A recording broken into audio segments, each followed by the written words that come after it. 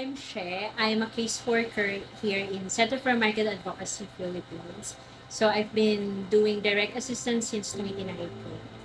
Most of my cases are the women market workers who are survivors of gender-based violence. I think I was referred here by my professor in grad school. And then, because I really wanted to specialize on international migration. So since then, I enjoyed working in the migrant sector. A bulk of our cases usually come from the Arab nations in the Middle East because they have, a high number of reports of violations of human rights or against women. Specifically, women migrant workers, they are the most vulnerable among all groups of migrant workers.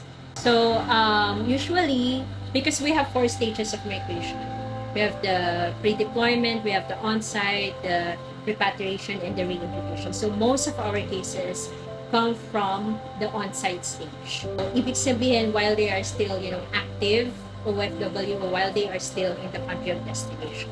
Ideally speaking, when you rescue, someone who is suffering from domestic violence, dapat, diba, within 72 hours na, diba? You have to, get the victim out from that highly stressful situation.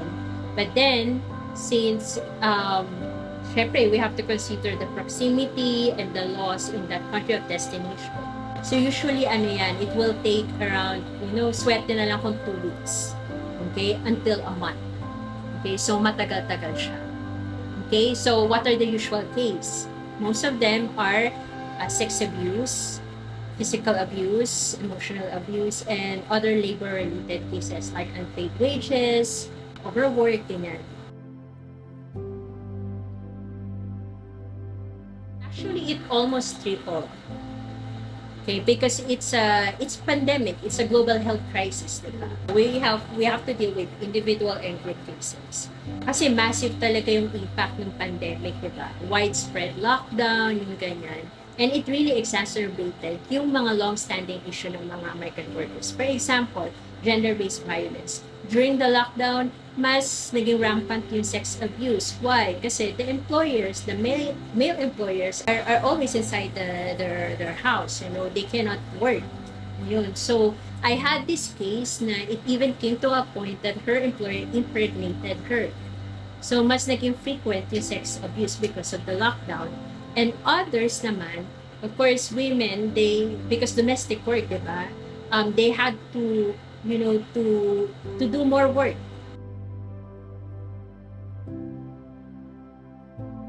Sabi nga nila, ang mukha ng OFW ay babae because of the care work, because of the care economy. Diba, mas preferred ng mga ibang bansa ay babae. Parang babae rin ako, and of course, I have to, we have the same parang calling, diba? Yung mga stories, yung mga reports namin, we translate them into something na could be of use, diba? On advocating yung rights ng mga OFWs and their families. So, yun yung 2 major reasons. First, because most of the victims or survivors of abuse in the migrant sector are women. I can relate with them. Second is, ayun na nga, ayoko magbulag-bulag sa mga, because the problem is systemic.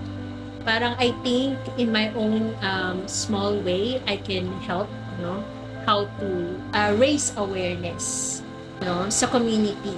Through our collective effort, we can, somehow challenge the system, challenge the composition of leadership for change.